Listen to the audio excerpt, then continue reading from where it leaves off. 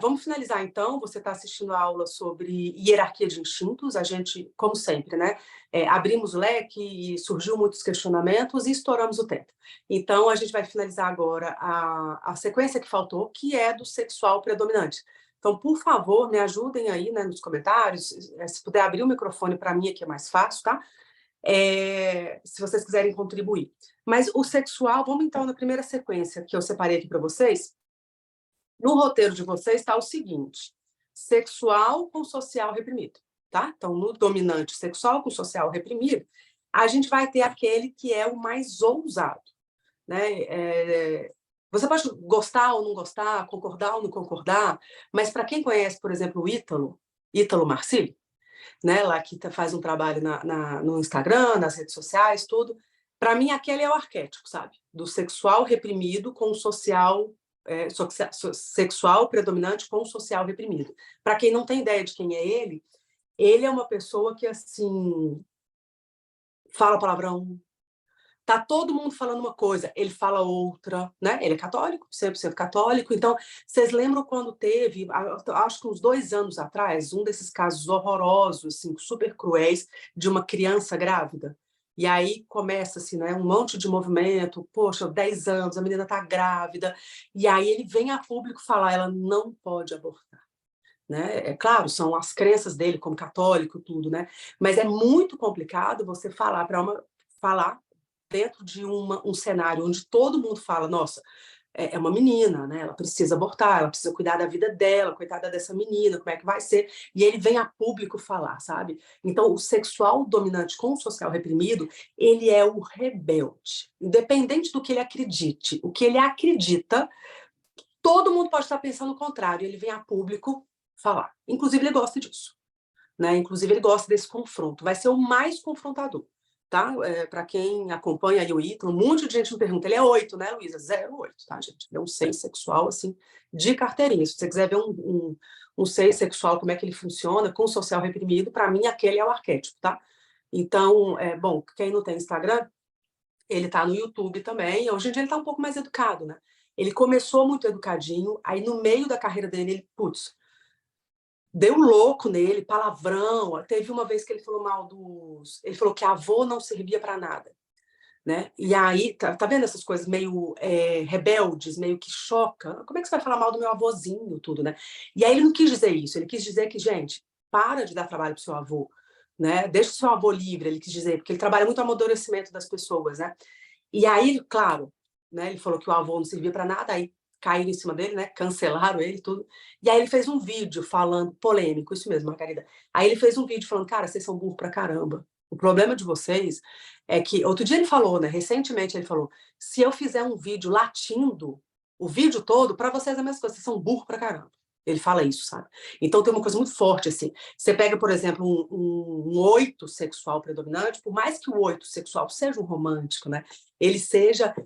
o 8 sexual tem um lado manteiga, que o 8 tem, muito forte, mas o 8 sexual com social reprimido, cara, é o que vai entrar em polêmica, sabe? É o que não se segura, é o que vai fazer as piadinhas mais picantes, é o que vai... Social reprimido, né? Então não tem muita noção de contexto, sabe? Vai fazer a piada, vai desrespeitar as pessoas, entende? Então, nesse sentido.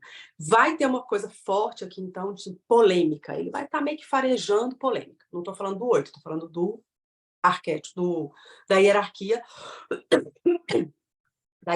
sexual com social reprimido, tá bom? Então, vai buscar polêmica, não tem medo de polêmica, é o mais confrontador. E alguns deles você vai encontrar meio Demi Moore, sabe? Naquele filme, como é que chama? Como é que chama aquele filme? É muito antigo também, né? Atração fatal, atração sexual? Instinto sexual? Hã? Acho que é instinto sexual, né? Lembra que ela tinha abusado de um cara, não foi uma coisa assim?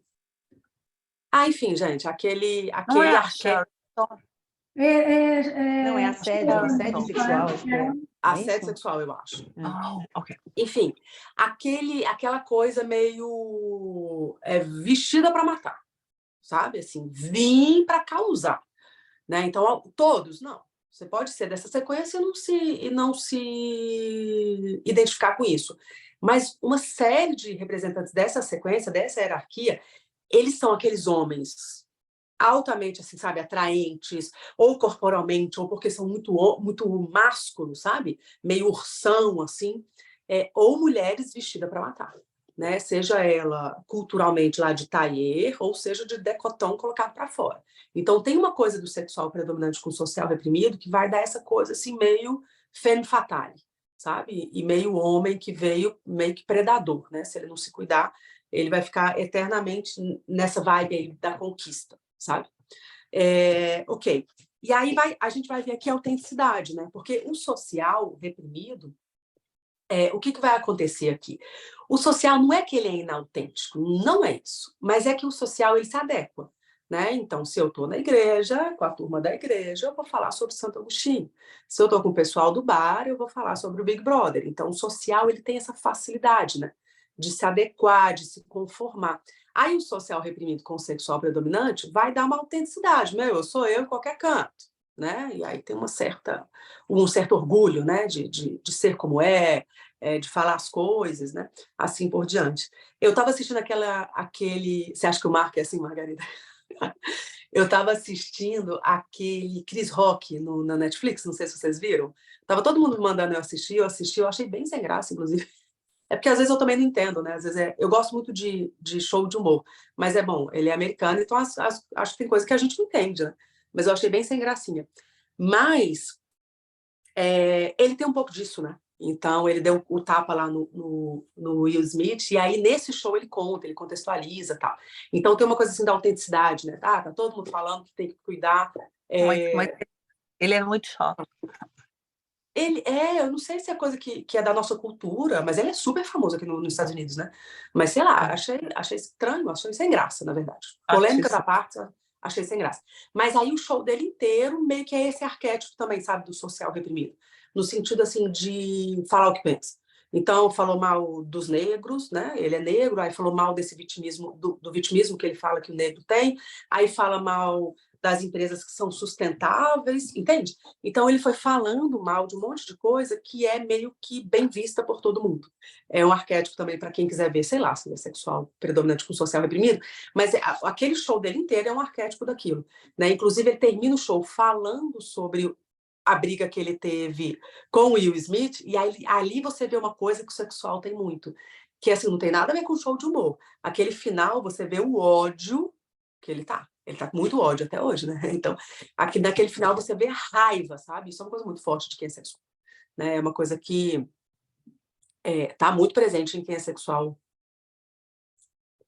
dominante, que você vê ali no finalzinho do show. Que ele tá com ódio, tudo, né? E aí ele explica o porquê que ele fez aquilo, e ele contextualiza, né, que o Will Smith é um vendido, né? Na ideia dele, ele é um vendido, uma pessoa que dança conforme a cartilha, e ele não, ele é autêntico, e ele vive a vida de acordo com o que ele acredita, né? Então tem uma coisa muito forte ali de sexual dominante, tá? Muito intensos, né? Muito intenso, então o que vai fazer é sangue nos olhos, até o final, desrespeitando o corpo, né? Desrespeitando regras, isso é uma coisa que acontece muito, e gosta de controvérsia, acho que a gente já falei sobre isso, né? Então ele não é que ele atura, é que bem que ele gosta, né? Então ele vai plantar controvérsia, até para ver o circo pegar fogo, até para ver as pessoas se posicionarem, né? Geralmente, quando a gente está muito cego em relação aos nossos instintos, à nossa personalidade, que seja, a gente tende a achar estranho quem é diferente. Então, o sexual predominante, quando ele está muito cego, assim, né, quando ele está muito inconsciente, ele vai cutucar quem não se posiciona, porque ele acha que tem que se posicionar. Ele vai cutucar quem não briga, porque ele acha que a pessoa está errada. Ele não pensa que tem gente que vive a vida de forma pacífica. Entende? Então, ele vai cutucar, ele vai colocar um contra o outro, ele vai jogar a polêmica para ver quem se posiciona, e ele vai ver se você tem incoerência, sabe? Então, ele gosta desse caminho aí da autenticidade, tá? Ok, então o grande trabalho aqui, né, se você se identificar com essa hierarquia, o grande trabalho é você, de fato, calar um pouco mais a sua boca, dar menos a sua opinião, ficou meio sem educação, né, mas assim, dar menos a sua opinião, sobretudo quando você não é chamado, e você pensar um pouco mais, né, porque aqui a gente está falando de impulsividade na veia, né, então é você pensar um pouco mais, você ter um pouco mais de ponderação, enfim, né, respirar antes de agir, tá? outra coisa muito forte aqui desse instinto, né? A gente vai ver o arquétipo de quem faz coisa, tá? Não necessariamente quem tem negócio próprio, não necessariamente, mas é a pessoa que faz. Dificilmente esse instinto ele não vai virar líder de alguma forma, sabe? Mesmo se for dentro de uma empresa, tudo, né? Dentro de uma hierarquia muito rígida, assim, no setor dele, esse é o cara que vai querer liderar, né? Então, muito importante para você se identificar com esse instinto é você ouvir mais do que mandar, sabe? Então, ouve as opiniões, manda um pouco menos, né? Muito fácil para esse tipo de hierarquia sair mandando. Você faz isso, você faz aquilo. Então, o oposto pode te ajudar. Se você lida com uma pessoa assim, que provavelmente as pessoas não buscam muito ajuda, né? Lembra que você tem que respirar e continuar o baile, tá? Não adianta você virar para ele e falar assim, você tem que mandar um pouco menos e ouvir mais as opiniões, que talvez você vai até ter um problema com essa pessoa, tá? Então, não adianta, porque vai piorar essa situação dele, tá? São pessoas que são muito assertivas, né?